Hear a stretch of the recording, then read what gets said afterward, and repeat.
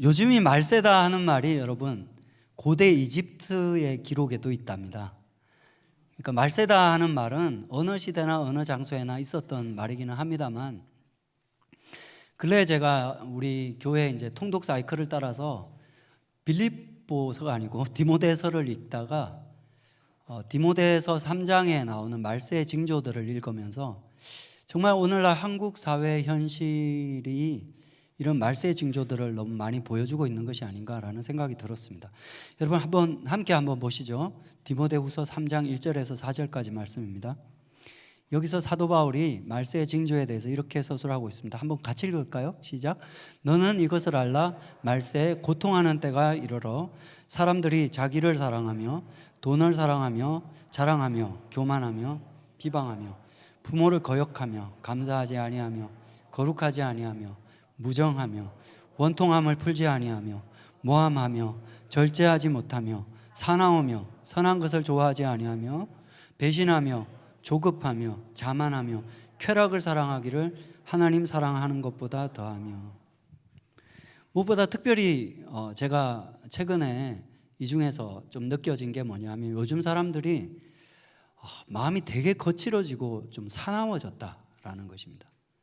분을 풀지를 못하고 잔인해졌다라는 것입니다. 제가 주중에 강의를 하다 보니까 강의 준비를 하면서 컴퓨터 앞에 앉아 있을 때가 많습니다. 특별히 저는 이제 그 수업을 하면서 영상을 많이 보여주거든요. 그래서 유튜브 앞에 앉아 있을 때가 참 많은데요. 가끔 이제 긴장이 좀 풀리다 보면 본의 아니게 생각지 않은 그 영상을 클릭해가지고 본의 아닌 것을 보게 될 때가 있는데요. 그 최근에 나온, 아주 최근은 아니고 근년에 나온 영화 소개하는 게 있더라고요. 그래가지고 제가 이제 봤더니 제가 깜짝 놀랄 만큼 너무 잔인하더라고요. 뭐 잔인한 영화들이야 워낙 뭐 요즘 너무 많으니까 그러려니 할 수는 있는데 뭔가 그 영화 자체에서 아주 이렇게, 사실 제가 좀 그런 걸 은근히 좋아하긴 합니다. 왜 좋아하는지 모르겠는데 좀 좋아해요. 그 볼 때는 쑥 빠져가지고 봤는데 뭔가 이렇게 잔인한 것뿐만 아니라 그 속에서 이 삶에 대한 깊은 허무주의, 그런 것들이 확 깊이 전해오면서 그 선혈이 낭자한 장면, 막 이런 것들이 잠자리에 누웠는데도 이 잔상이 떠나가지 않아가지고 너무 힘들더라고요. 그래가지고 막 기도하고 막 그랬습니다. 또 하나는 음란함입니다. 제가 이번 학기에 성과 상담이라는 수업을 하다 보니까 그런지 사실 그거 아니라도 마찬가지인 것 같아요. 이렇게 인터넷에 자료를 뒤지다 보면 제가 클릭한 거 아닌데 진짜 아니에요. 네. 아닌데 이 배너에 뭐야 했는데 막 진짜 수위가 높은 음란물이 이렇게 튀어오르는 걸 보고, 야, 이 정도면 지금 중고등학생 애들 같은 경우에 이게 그냥 무방비로 전부 노출되어 있겠구나라는 생각이 들고, 또 드는 생각이 지금 최근에 이 겉으로는 아닌 척하지만 마음이 황폐해지고 공허한 이 사람들 내면에 이게 마약처럼 확 빨아들여지겠다. 그래서 이 사람들을 되게 피폐하게 만들겠구나라는 생각이 좀 심각하게 들었습니다. 인간관계가 피상적이 되고 더구나 코로나 때문에 사람을 보는 게 아니고 컴퓨터를 보고 있잖아요. 그러니까 인간관계가 서툴어지고 멀어지니까 이 친밀함에 대한 무의식적인 욕구가 이런 음란한 비인격적이고 비정상적인 방법으로 자꾸 유혹에 걸려드는 것이 아닌가라는 생각이 듭니다. 뿐만 아니라 최근에 보면 부모가 자식을 죽이고 자식이 부모를 죽이고 하는 일이 다반사로 일어나고 있다는 것을 우리가 뉴스에 접합니다. 이제는 놀랍지도 않아요. 한 20여 년 전만 해도 그렇지는 않았던 것 같거든요. 근친 사례라는, 존속 사례라는 거는 어찌 이런 일이 이랬는데 이제는 뭐 그러기엔 너무 많아져 버렸어요. 이렇게 사람들 간에 인간애가 식어지고 또 신뢰가 없어져 버리니까 사람들이 붙잡는 또 한 가지가 뭐냐 하면 돈입니다. 여러분 같은 경우에 제가 지금 말씀드린 음란물이라든지 뭐 폭력물 같은 것은 나하고는 조금 거리가 있다라고 생각하시는 분들도 아마 돈에 대한 집착이라는 부분에서는 나도 자유하지 못하다고 인정하실 수밖에 없을 것입니다. 왜냐하면 세상에 믿을 것이 없으니까, 심지어는 부모 자식 간에도 서로 신뢰가 없어지니까 돈에 집착하게 되는 것입니다.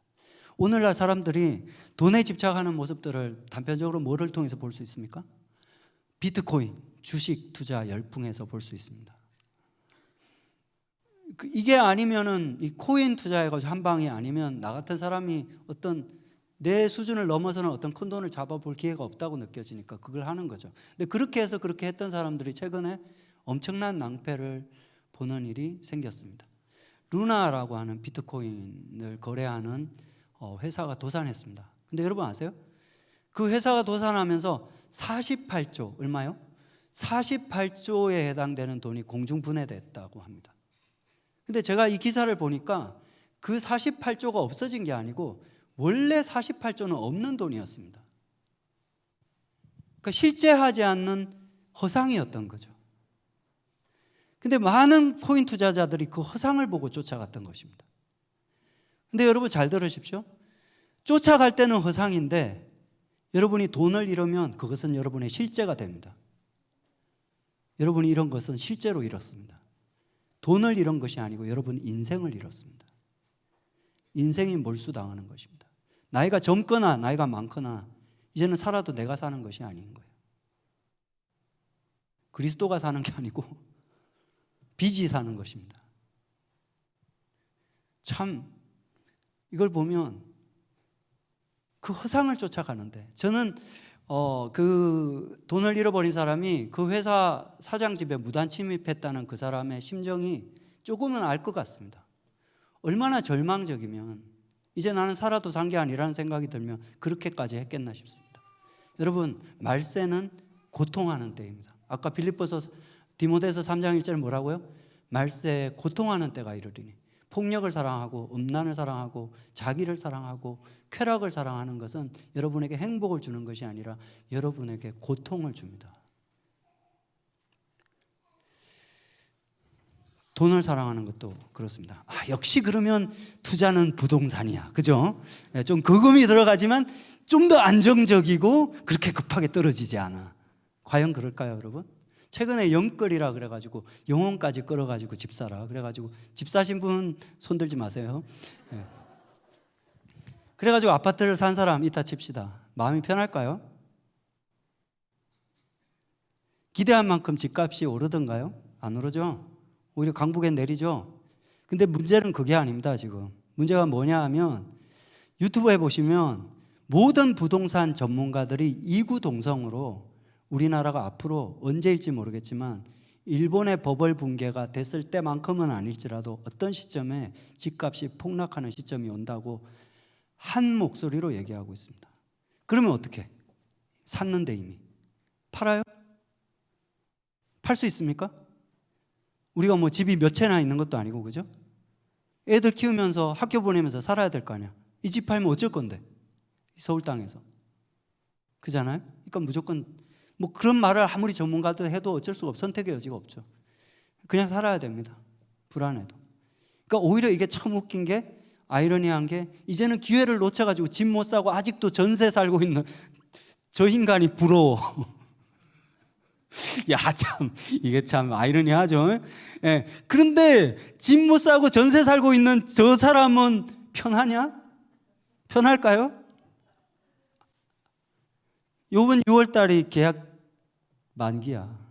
집주인이 또 전세 올려달라 그러면 어쩔 건데? 우리 애들 요 앞에 초등학교, 요 앞에 중학교 다니는데 불안합니다. 그러면 여러분 역시 돈은 많아야 되고 그죠? 집이 몇 채 있는 사람은 행복할까요? 골치 아픕니다. 세금 폭탄 맞아가지고요. 팔려고 하니까 양도세처럼 때문에 팔지도 못하고 이러지도 못하고 저러지도 못하고. 역시 장기전세죠, 그죠? 장기전세. 예, 청약했다가 탁 장기전세. 아니 10몇 년은 그냥 편하잖아요, 그죠? 예. 우리 부목사님들 보니까 하나님의 은혜로 진짜 집불도 없는데 장기전세 돼가지고 편하시더라고. 근데 여러분 저 부목사님이 편한 이유가 장기전세라서 편할 것 같으세요? 10몇 년 후는 어떨 건데? 애들 커가지고 대학 보내야 되는데 그때 아무것도 없는데 그냥 나가야 되는데 아무도 안 편합니다, 여러분. 아무도 안 편합니다. 아무도 안 편합니다. 장기 전세 들어가 있는 부목사님이 편한 거는 편하거든요. 집불도 없어서 그런 거예요. 뭐 하려고 해봤자 할 수도 없거든. 그러니까 내일 일은 난 몰라요. 하루하루 살아요. 하루하루 삽니다. 그러니까 엄청 편해요. 10년 후는 하나님이 알아서 하는 거죠. 뭐 안 알아서 해도 어쩔 수 없는 거고. 네. 그러니까 하나님이 알아서 하시겠지 하는 사람이 제일 편합니다. 여러분 믿으시면 아멘 하시기 바랍니다. 그거밖에 없어요. 그거밖에. 하나님이 알아서 하는 수밖에 없어요. 지금 이 시대는. 그래야지 이 쳇바퀴를 벗어납니다. 여러분, 오늘 본문 4장 6절에 아무것도 염려하지 말고.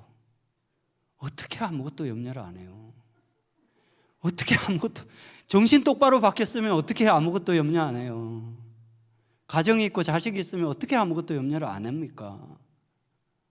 최근에 제가 보니까 갑자기 가슴이 답답하고 갑자기 숨이 막혔다는 사람들이 너무 많아요. 내 얘기를 하시는구나 라고 생각하시는 분이 있으실 것 같은데 아니에요. 한두 사람이 아니에요. 제가 이번 달에 들은 사람만 해도 한 꼽으면 5-6명은 넘을 것 같아요. 공통적인 현상이라는 거죠. 한두 사람의 모습이 아니에요. 왜 그럴까요?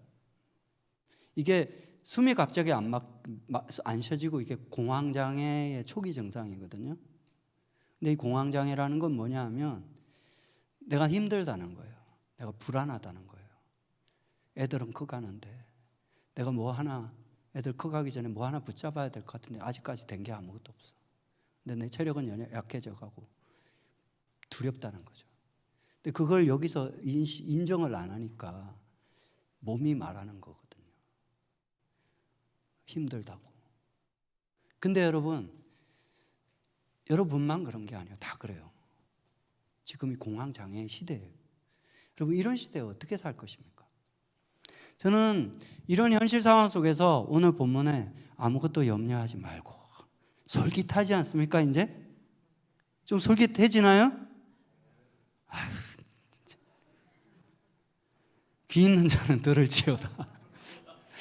좀 솔깃해졌다고 치고 약간 여러분에게 이제 바로 이제 말씀을, 그래서 그 다음이 어떻게 이어지느냐를 얘기하기 전에 약간 여러분은 이제 약을 올리면서 제가 메인 디쉬를 드리기 전에 전체 에피타이저에 해당되는 말씀 2개를 가지고 먼저 여러분에게 말씀을 드리겠습니다. 에피타이저에 해당되는 2 말씀이 먼저 어디냐 하면 히브리서 13장 5절 말씀입니다. 한번 보여주시죠. 우리 이것도 한번 같이 읽어볼까요? 시작. 돈을 사랑하지 말고 있는 바를.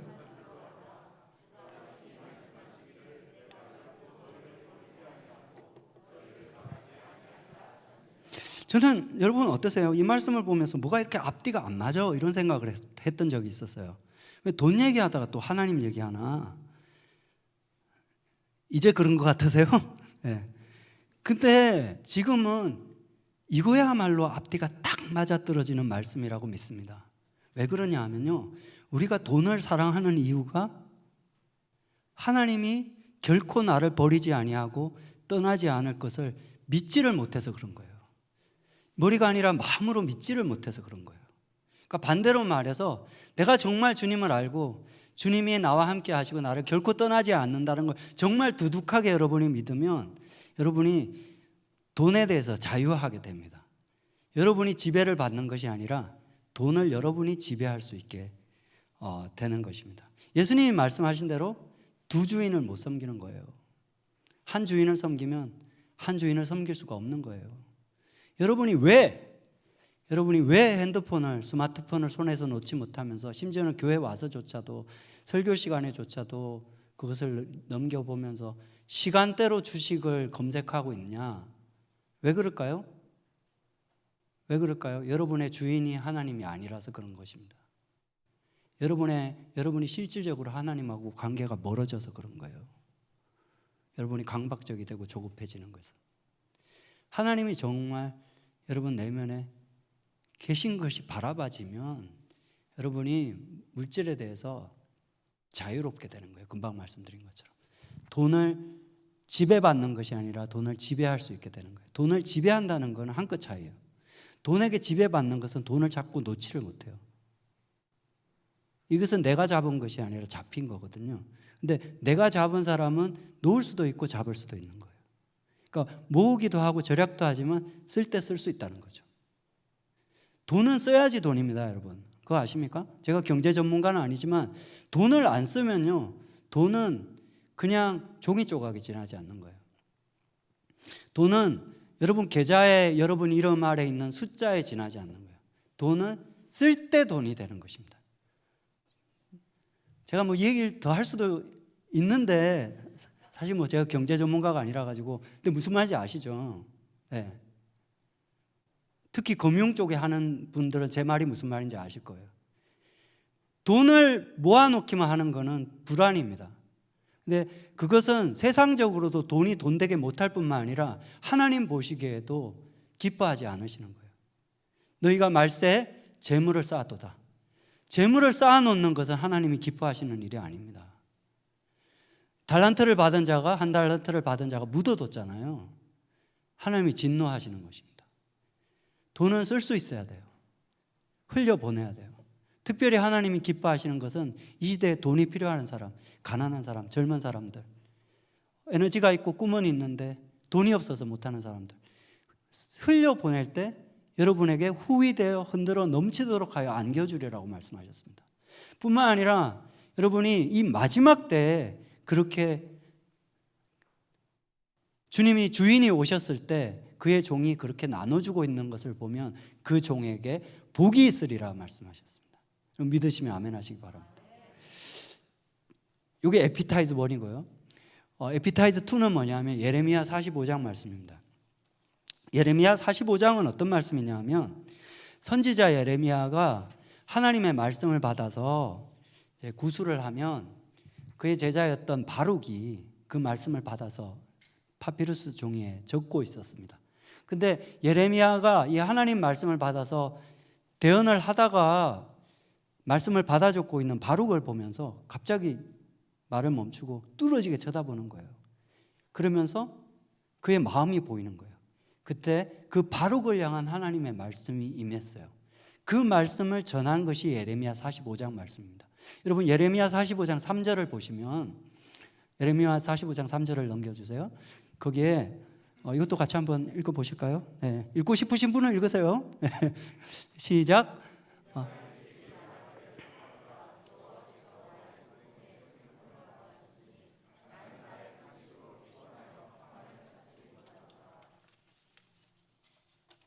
네. 제가 이 말씀을 가지고 제가 있던 학교에서 설교를 한 적이 있습니다. 우리 젊은 전도사님들 앞에서. 그런데 그때 이 바룩이 지금 몇 절까지 읽었어요? 3절만 읽었나요? 네네. 아 그렇구나. 네. 근데 이 말씀을 보시면서 여러분 가운데 혹시 이 말씀이 바로 나에게 하는 말씀인 것 같다라고 느끼시는 분이 혹 있으셨을 것 같습니다. 왜냐하면 바룩을 바라보면서 예레미야가 뭐라고 하는가 하면, 화로다. 하나님께서 나의 고통에 슬픔을 더하셨으니. 실제로 그렇거든요. 사는 게 너무 힘들어요. 하루하루 사는 게. 근데 남편 때문에 슬프고요. 자식들 때문에 슬퍼요. 부모 때문에 우울해요. 세상 때문에 슬퍼요. 그리고 피곤해요. 그리고 내 마음이 편하지가 않아요. 그렇죠? 여러분 그러시다고 생각하시면 이제 읽을 예레미야 45장 4절 5절 말씀을 여러분에게 주님께서 하시는 말씀이라고 생각하고 한번 읽어보시기 바랍니다. 시작. 예레미야 4절 5절 시작.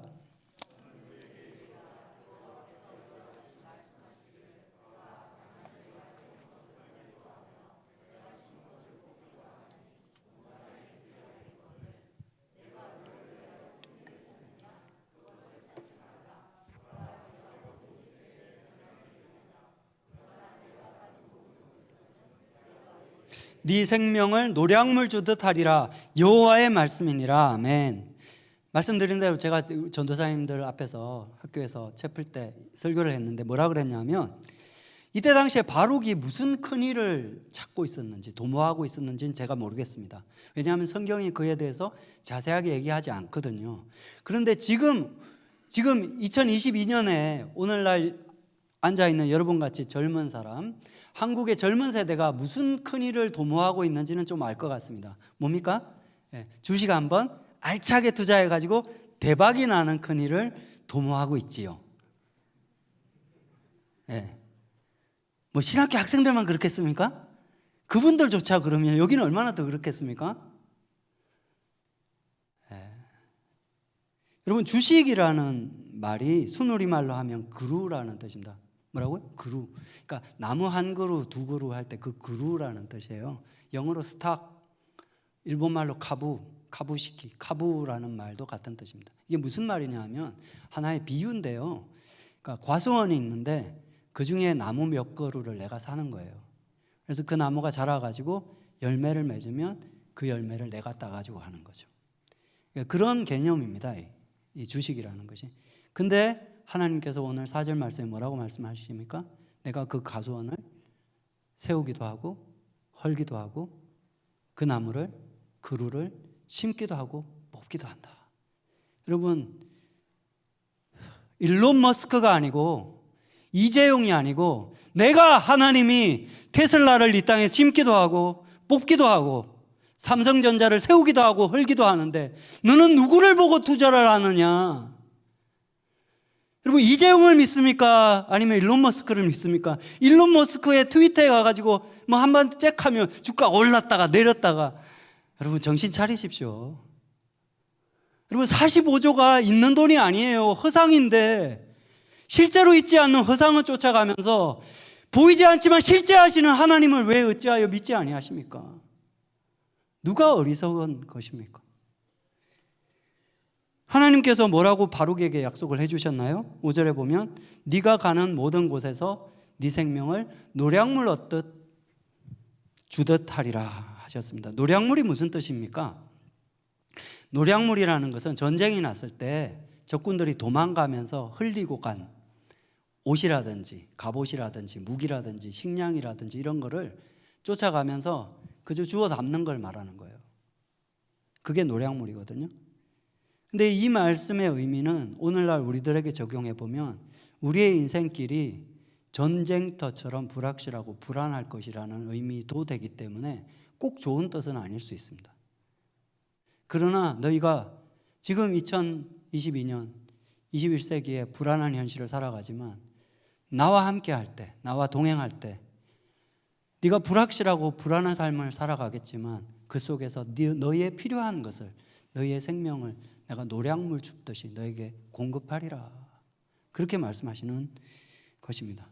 여러분, 저는 최근에 우리 한반도에서 이루어지는 상황을 보면 어쩌면 다시 한국 땅에 이 한반도에 전쟁이 일어날 수도 있겠다라는 생각을 합니다. 물론 제가 틀리기를 바라고 쓸데없는 걱정이기를 바랍니다만 꼭 그렇지도 않습니다. 여러분, 최근 우크라이나 전쟁이 지금 일어나고 있죠. 코로나가 여러분 중국 우한에서 일어났던 지역적인 사건으로 시작했습니다. 근데 순식간에 이것이 전 세계적인 사건이 됐습니다. 지금 10년, 20년 전하고만 비교하더라도요 세계가 너무 가까워졌습니다. 너무 가까워졌습니다.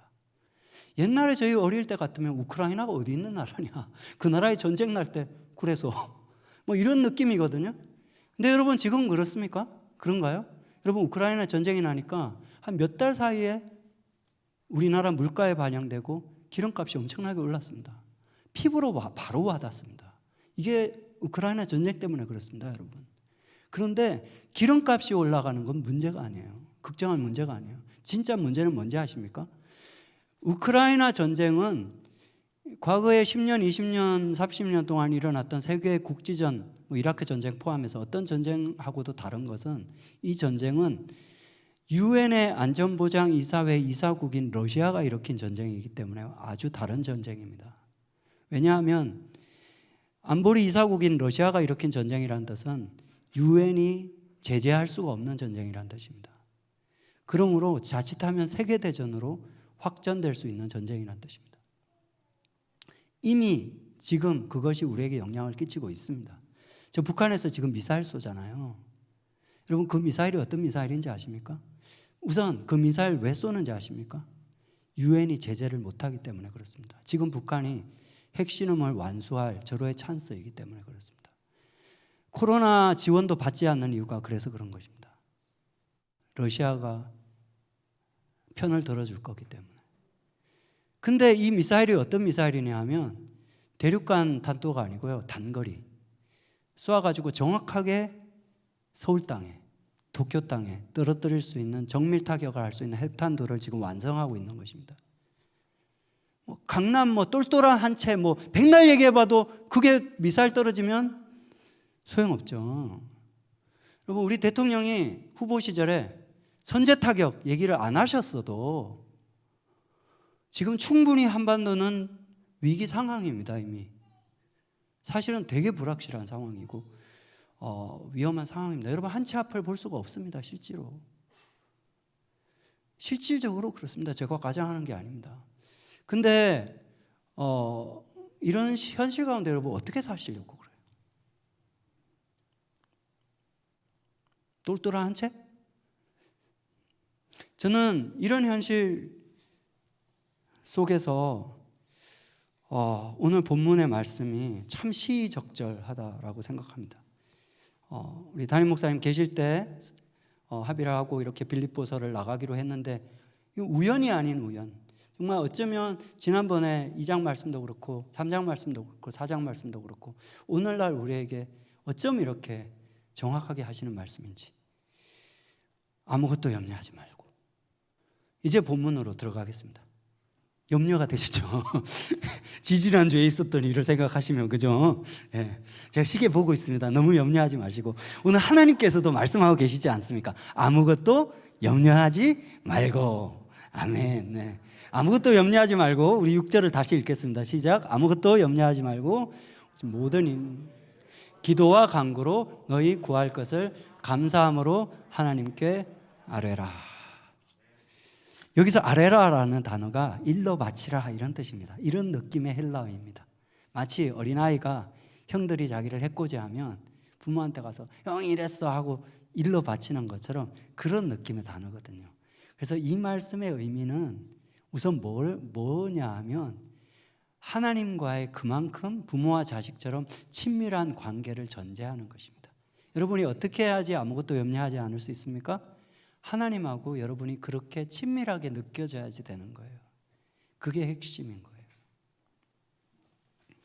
예수님께서 배를 타고 가실 때 제자들이 파도를 보고 놀라서 공포에 빠졌습니다. 근데 제자들이 공포에 빠진 것은 파도 때문이 아닙니다. 예수님의 말씀에 의하면 제자들이 파도를 보고 무서워진 것은 그 배에 바로 옆에 누워 계신 예수님을 잊어버렸기 때문에 그런 것입니다. 그 내 배에 함께 타고 계신 우리 예수님을 느낄 수 있다면, 그분이 자는 것 같지만 자는 척하고 있다는 것을 여러분이 알고 계시다면 여러분이 이렇게 말할 것입니다. 히브리서 13장 5절 말씀처럼 주님께서 이렇게 말씀하시는 것을 들으실 것입니다. 내가 친히 말씀하시기를 내가 결코 너희를 떠나지 아니하고 결코 너희를 버리지 아니하리라. 그러므로 히브리서 13장 6절에 말하기를 나는 이렇게 말할 수 있다는 거죠. 하나님은 나를 돕는 자시니 내가 무서워하지 아니하리라. 사람이 내게 어찌하리요? 아멘. 하나님이 나와 함께 계시는데 세상이 나를 어찌하랴. 여러분은 든든한 주님의 배에 타고 계신 것입니다. 예수님께서 잡혀가시기 전날 밤에 제자들과 함께 앉아 자리에서 이렇게 말씀하셨습니다. 지난 금요일날 우리 장전수사님 설교 속에서도 나왔던 말씀인데요, 요한복음 14장 1, 2절 말씀입니다. 너희는 마음에 근심하지 말라. 하나님을 믿으니 나를 믿어라. 제발 내 아버지 집에 거할 곳이 많도다. 그렇지 않으면 너희에게 일렀으리라. 내가 너희를 위하여 거처를 예비하러 가노라.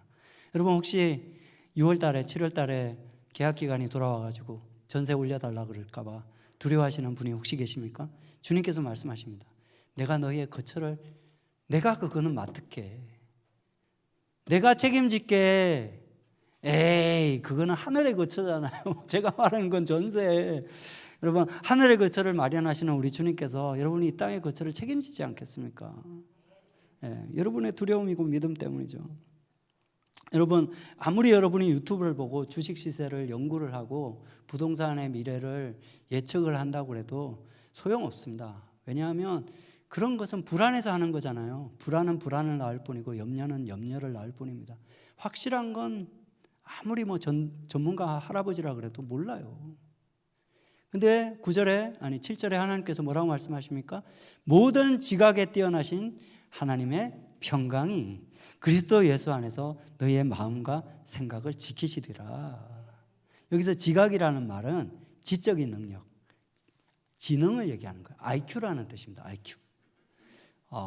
수리력, 예측력, 공간감각, 창의력, 이 모든 것에 있어서 인간하고 비교할 수 없을 만큼 뛰어난 우리 하나님의 지능, 어떤 전문가와 비교할 수 없는 하나님의 지능이 여러분이 그 하나님을 모실 때, 여러분의 삶의 주인으로 모실 때, 여러분이 그 하나님의 관점으로 바라보게 될 때 여러분의 마음과 생각을 그 하나님의 평강이 붙잡아 주시리라 라는 말씀인 것입니다. 그 다음에 8절을 보시면 끝으로 형제들아 무엇에든지 참되며 무엇에든지 경건하며 무엇에든지 오르며 무엇에든지 정결하며 무엇에든지 사랑받을 만하며 무엇에든지 무슨 덕이 있든지 무슨 기름이 있든지 이것들을 생각하라 라는 말씀이 있는데요, 저는 이 말씀의 번역이 약간은 좀 잘못됐다고 생각합니다.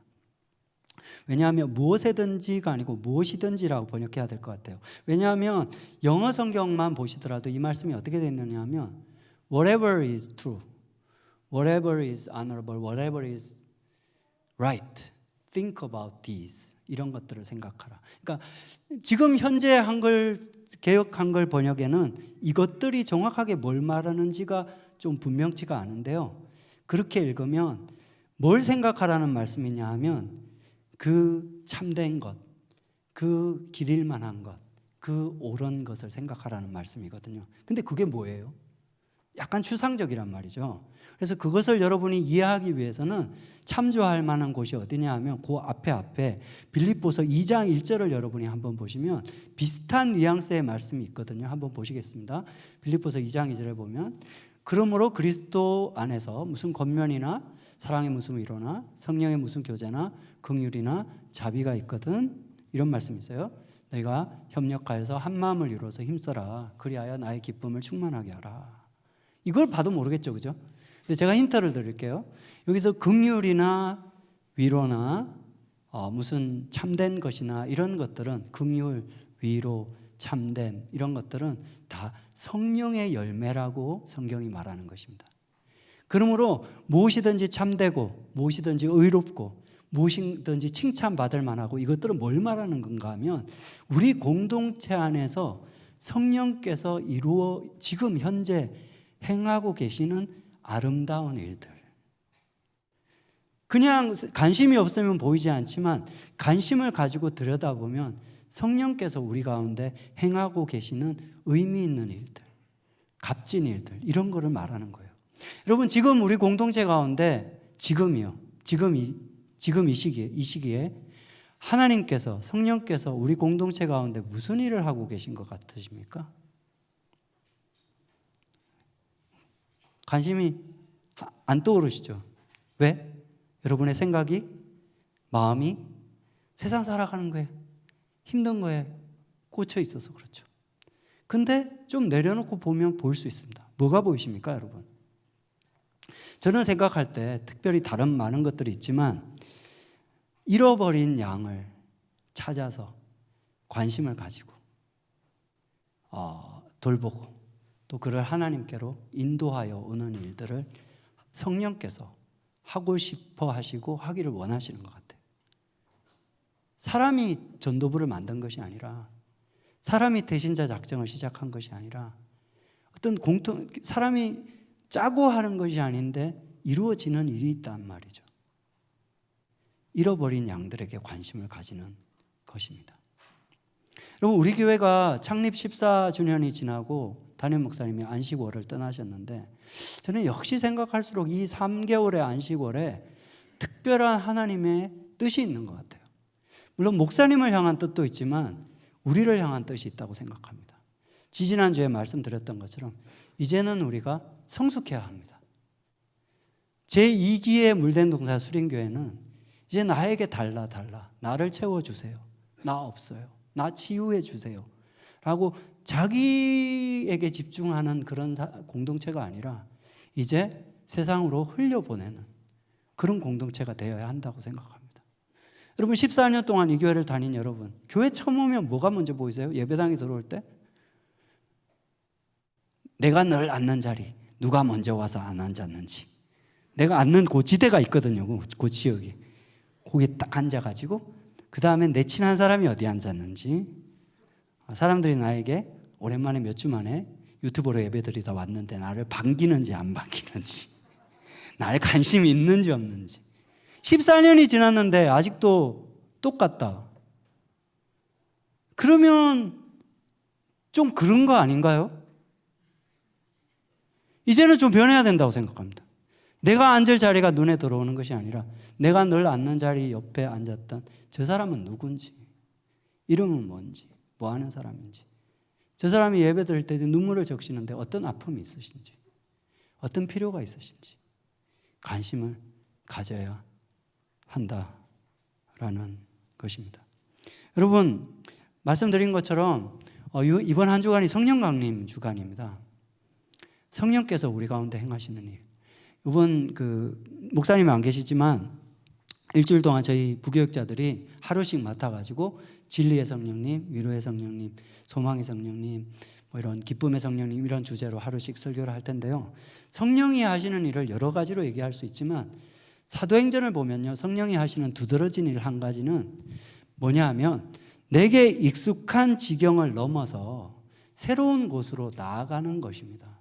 그래서 그곳에서 하나님을 전하는 것이에요. 근데 내게 익숙한 지경을 넘어가는 것은 에게를 넘어가지고 마게도냐 땅에 가가지고 선교하는 거, 그것도 있지만 여러분이 익숙한 늘 앉는 그 자리를 넘어서 여기서 요까지 넘어가지고 요 옆에 앉아있는 사람한테 다가가지고 말을 거는 것이 성령이 하시기를 원하시는 일이라는 거예요. 그러니까 여러분이 여기서 요까지 넘어가가지고 저분에게 인사를 한번 하는 게 성령이 우리 공동체 가운데 행하시는 일에 참여하는 것이라는 것입니다. 멀리 갈 것도 없이. 그 다음에 또한 성령께서는 우리 가운데 뭘 하고 계시느냐 하면 엄청 먼데 저 터키 땅에, 소아시아 땅에 지금 새롭게 교회들이 일어나고 있어요. 그 교회를 섬기는 일을 우리가 하고 있습니다. 근데 참 제가 설교를 준비하면서 참 놀랍고 감사한 건 뭐냐면 바로 2000년 전에 이 빌립보 교회가 바로 그 소아시아, 지금 터키 땅에서 에베소에서 교회를 섬기고 또 그 때문에 감옥에 잡혀 들어가고 하는 바울을 후원하고 중보기도 하고 감옥에 간 바울을 걱정하고 기도하고 했던 거거든요. 근데 2000년 동안 그 소아시아가 잠자고 있다가 지금 하나님께서 2000년 이후에 20세기, 21세기에 난민들을 통해서 그곳에 다시 하나님의 교회가 일어나게 하시는데 우리 교회를 그 땅을 위해서 기도하게 하고 후원하게 하고 또 얼마 전에 오미더가 잡혀갔잖아요. 또 하반신이 너무 스트레스 받아가지고 하반신이 일시적으로 마비되고 그랬잖아요. 그걸 걱정하고 또 이번에 또 금년에 사람을 보낼 생각을 하고 있다는 것입니다. 할렐루야. 우리를 기억하시는 거죠. 뿐만 아니라 여러분, 지난 작년 몇 년 전부터 시작해가지고 하나님께서 우리가 탈북자들의 교회와 자매결연을 통해가지고 저 통일한국의 선교에 참여하도록 주님께서 초청하고 계십니다. 제가 지금 탈북자 출신의 여자 전도사님 한 분을 상담하고 있습니다. 네, 얼마 전에 한 달여 전에 스승의 날 주간에 이 교회에서 이제 부교육자들이 담임 목사님에게 이 교회는 탈북자들 교회이기 때문에 우리 일반 한국 교회 부교육자 담임 목사님 관계하고 달라요. 근데 담임 목사님께 너무 감사해가지고 선물을 드리는 문제로 그 액수 문제로 다툰 거예요, 이분들이. 근데 이분들이 사실 하나님 만나기 전에 북한에서 엄청나게 거칠게 살아왔던 사람이라 가지고 이게 치유받은 상처가 있거든요.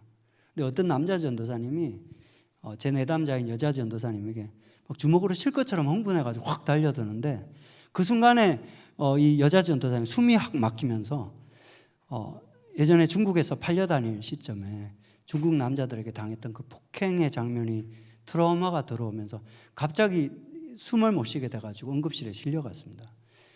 그러고 나서 조금 회복되고 나서 이제 저하고 상담을 했는데 제가 그 얘기를 들으면서 정말 제 딸처럼 안타까운 거예요. 그래가지고 누가 내 딸한테 이렇게 함부로 해? 라는 말을 제가 하지는 못하고 하나님이 그렇게 말씀하실 것 같아요.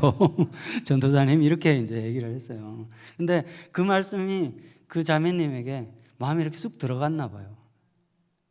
그래서 그 말씀을 소화가 돼가지고 그게 힘이 돼가지고 생각해 보니까 그렇더라는 거예요.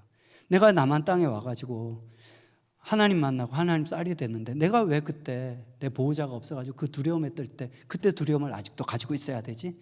하는 생각이 들어서 일어나가지고 맛있는 거 먹고 화장 예쁘게 하고 옷도 새롭게 입고 나갔답니다. 근데 이제 그 남자 전도사님은 그래도 보기에 이제 한 2주 동안 너무 힘들어가지고 외면하고 다녔는데 며칠 전에 봤대요. 지난주에 이제 상담을 했는데 봤는데 아무렇지도 않더라는 것입니다. 근데 오히려 불쌍하더래요. 이분이 어린 시절에 부모를 잃어버리고 꽃제비 아시죠? 그렇게 살다가 하나님 만난 전도사님이거든요. 젊은 청년 전도사님이거든요. 근데 사과는 하고 싶은데 얼굴에 써 있어.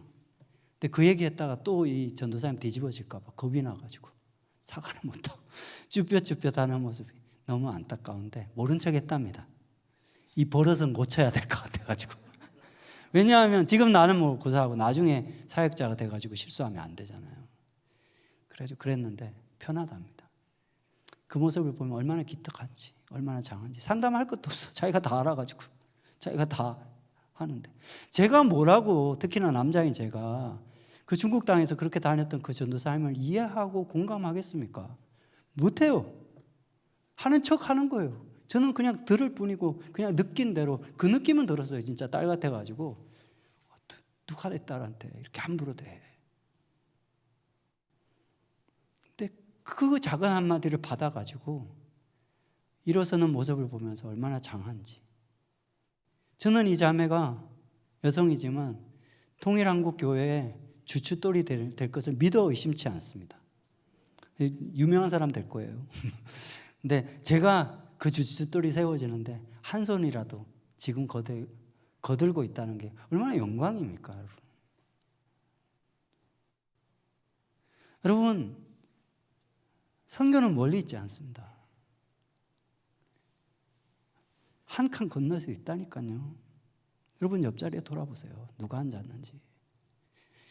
뿐만 아니라 오늘날 하나님께서 우리 가운데 어떤 일을 하고 계십니까? 지금 담임 목사님은 안 계신데요.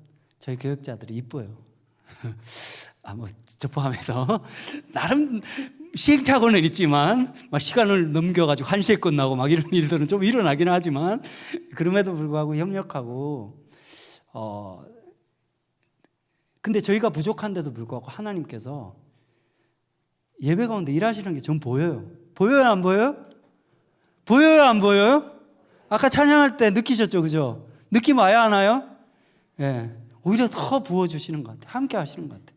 누가 설교를 하든, 누가 찬양을 인도하든, 예배 가운데. 여러분, 이게 성령이 행하시는 일이라면 여기에 나오셔야 됩니다, 여러분. 여러분, 아무것도 염려하지 말고 염려하지 말란다고 하지 않아져요?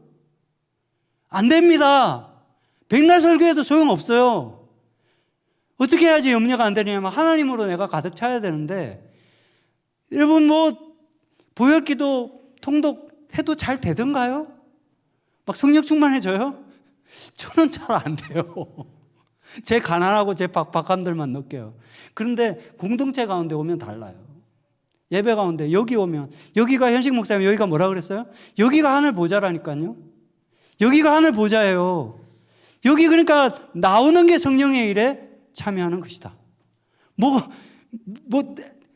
옆에 자사 안 가도 돼. 불편하면 가지 마. 나오기만 해 그냥. 자리 비워둘 테니까. 네. 나오기만 해도 성령의 일에 참여하는 것이다. 네. 그래야지 이 세상을 이길 수 있다. 풍파를 이길 수 있다.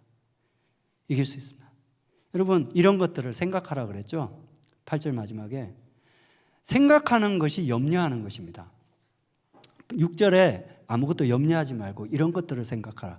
염려가 생각이거든요. 여러분, 생각은 마음의 키와 같습니다. 기관차와 같습니다. 생각이 어디를 향하느냐에 따라서 여러분의 감정과 행동도 따라가게 되어 있습니다. 그죠? 얘기 예전에 현식 목사님도 하셨던 것 같아요. 그러니까 파도가 쳐요, 우리 인생에. 그래도 키를 하나님을 향해서 똑바로 딱 붙잡고 있으면 이게 덜 흔들리고 결국은 가는 거예요. 기도를 하라라는 거잖아요, 결국은. 염려하지 말고 기도하라는 말인데, 기도라는 단어가 헬라어로 뭐냐면 프로시코마이, 이거는 프로스, 향하여 나아가라라는 거예요. 기도는 향하여 나아가는 거예요. 쉬지 말고 기도하라. 어떻게 쉬지 말고 기도해요? 여러분이 질문할 수 있는데, 쉬지 말고 하나님을 향해서 가라는 것입니다. 그러면 세상 길로 안 간다는 것이에요. 그 뜻이에요. 여러분 아시겠습니까? 네. 그리고 이제 몇 절이에요? 염려가 되기 시작하죠. 또 아무것도 염려하지 말고, 네. 아무것도 염려하지 말고. 네. 그 다음에 이제 9절에 보면 너희가 내게 배우고 본 바를 기억하고 행하라. 평강의 하나님이 너희와 함께 계시리라. 여러분, 빌립보 교회 교인들이 사도 바울에게 뭘 배웠겠습니까? 뭘 받겠습니까? 사도 바울이 빌립보 교회를 개척할 때 그렇게 수고했는데 억울하게 채찍에 맞고 어두운 감옥에 던져졌어요. 그렇게 수고했는데 힘든 일이 계속되는 거예요. 근데 사도 바울이 뭐 했습니까? 그럼에도 불구하고 하나님을 향해서 힘껏 찬송했어요. 그랬더니 그의 막혔던 삶의 문이 열렸습니다. 어둡던 그곳이, 막혔던 그 문이 열렸어요. 이렇게 살아라는 것입니다. 여러분, 삶이 힘듭니까? 애들은 커가는데 앞길이 안 보이십니까? 찬송하시기를 바랍니다. 그러면 여러분 삶의 문을 열어주시고 여러분 삶에 필요한 것들을 주님께서 노획물 얻듯이 얻게 하실 것을 믿으시기 바랍니다. 10절 이하에 이어지는 말씀도 마찬가지입니다. 지금 사도 바울의 현실이, 빌립보 교회의 현실이 어떻습니까? 바울이 여전히 감옥에 갇혀 있어요. 20년 전이나 지금이나 똑같아요. 그때도 바울은 감옥에 갇혀 있고 빌립보 교회 교인들은 감옥에 가 있는 바울을 걱정하면서 그를 섬기면서 그를 위해서 기도하고 있습니다. 어떻게 생각하면 짜증나요. 왜 현실은 하나도 바뀐 게 없지? 14년 전 이 교회를 개척할 때나 지금이나 나의 삶은 힘들지? 지치지? 그러나 주님께서 말씀하십니다. 사도 바울이 말씀합니다. 14절에 너희가 이 괴로움에 참여하였으니 잘하였도다. 왜냐하면 이 지치고 피곤함들, 그러나 너희가 하나님 안에 같은 배를 타고 있으면 이것들이 여러분을 하나님의 영광의 목적지에 이르게 하실 것이기 때문입니다. Welcome aboard. 여러분, 이 배에 타신 여러분을 환영합니다. 또 그리고요, 사도 바울은 감옥을 즐기는 사람이에요. 약간 자학적으로 감옥에 있으면서 내가 자족하기를 배웠다 그러잖아요. 왜? 사도 바울은 힘든 감옥에 있을수록 예수님, 사랑하는 예수님이 가깝게 느껴지거든요. 사도 바울은 예수님을 너무 좋아하는, 예수님에게 꽂혀 있는 사람이었습니다.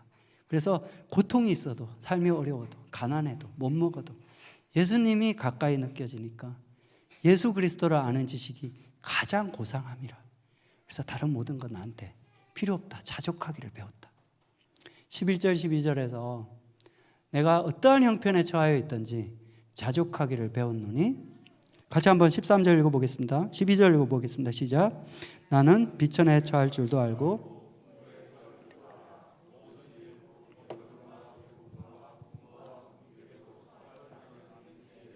13절 내게 능력 주시는 자 안에서 모든 것을 할 수 있느니라. 아멘. 근데 이 13절을요 따로 떼가지고 읽으면 조금 잘못 읽을 수 있어요. 이것만 달랑 떼가지고 이제 액자에 넣어가지고 딱 걸어놓고 내게 능력 주시는 자 안에서 모든 것을 할 수 있느냐, 할렐루야, 시험도 붙겠구나, 사업도 잘 되겠구나, 뭐 이렇게 생각하는 것도 틀린 적용은 아닙니다. 네. 그럴 수는 있는데 문맥적으로 봤을 때 이 의미는 무슨 의미예요? 사실은 잘 되는 것보다 힘든 것들, 부유한 것보다 가난한 것들, 그 모든 일들에 내가 능력 주시는 자 안에서 넉넉히 이기고 살아갈 수 있다, 이 얘기를 하는 겁니다. 구체적으로 사도 바울은 지금 감옥에 있는 이 현실을 얘기하는 거예요. 어떻게 그런 현실에서 내가 기쁠 수 있습니까? 어떻게 정말 감사할 수 있습니까? 어떻게 자족할 수 있습니까? 왜냐하면 지금 말씀했던 것처럼 그럴수록 우리 주 예수 그리스도가 가깝게 느껴지니까, 그리고 이 고난의 시간들이 하나님의 목적을, 영광을 이루는 길이니까 믿으시면 아멘 하시기 바랍니다. 여러분, 말씀을 맺습니다. 제가 앞에서 전체라고 하면서 히브리서 13장 말씀, 예레미야 45장 말씀도 쭉 성경을 많이 얘기했는데요. 그렇게 한 취지가 뭐냐 하면 성경은 다르게 말씀하시는 것 같지만 일관되게 같은 말을 반복해서 하시고 계시다는 것입니다. 그 말씀이 뭡니까? 너희가 세상에 땅의 것을 염려하지 말고 너희 생각이 거기 꽂혀서 살아가지 말아라. 오히려 하늘을 바라봐라. 그리고 영원한 나라를 꿈꿔라. 그리고 너희 가진 물질을 흘려보내라. 그리고 너희가 힘들 때 오히려 기뻐하라. 오히려 그 기회를 통해서 하나님을 가까이 여기고 하나님을 붙잡으며 말미암아 세상의 파도를 넘어라. 그리고 자꾸 달라 너는 없어요 하지 말고 흘려보내는 자가 되라. 나누는 자가 되라. 여러분, 이것이 성숙입니다. 여러분, 물된 동산 수련교회 이 길을 맞아서 성숙하시길 바랍니다. 사람들이 힘드니까 목사님이 상담을 좀 해주셔야 될 것 같아요, 이런 얘기를 많이 하시대. 제가 무슨 호길동입니까? 해가지고 할 수도 없을 뿐만 아니라 해도 큰 차이 없어요. 여러분, 제가 상담한다고 여러분의 상처가 치유될까요? 제가 여러분의 상처를 치유할 수 있을까요? 없을까요? 없습니다. 여러분이 20년 전에 어린 시절 받은 상처를 제가 무슨 홍길동이라고, 그걸 제가 어떻게 치유합니까? 그럼 상담은 뭐 하는 거냐고요? 여러분, 상담은 여러분이 어린애가 아니고 어른이 될 수 있도록 옆구리 찌르는 겁니다. 여러분이 되는 거예요. 어른이 되는 거는. 여러분이 상처를 치유해달라, 아프다, 나는 위로가 필요해요 하는 게 다 여러분이 어리다는 뜻이거든요. 아직도 어린 시절의 상처에 매여 있다는 거거든요. 아직도 그걸 치유해달라는 건 아직도 어린 시절에 상처받았던 그 자리에 있다는 것이거든요. 그러면 어떻게 해야지 치유가 되느냐 하면 그 자리에 그 상처를 받아도 감당할 수 있는 아무렇지도 않은 어른이 여러분이 돼야 됩니다. 그러면 상담 안 받아도 괜찮은 거예요. 여러분이 20년 전에 받았던 상처를 지금 받으면 상처가 안 된다. 그러므로 여러분이 어린 시절에 꽂혀 있는 것이 아니라 어른스러워지면 되는 것입니다. 그것이 성숙입니다. 흘려보내시고 이제는 달라가 아니라 사람들을 섬기고 사람들이 회복되는 것 가지고 기쁨을 누리고 하나님의 풍요함에 참여하시는 여러분 되시기를 주의 이름으로 축원합니다. 우리 같이 찬양하겠습니다.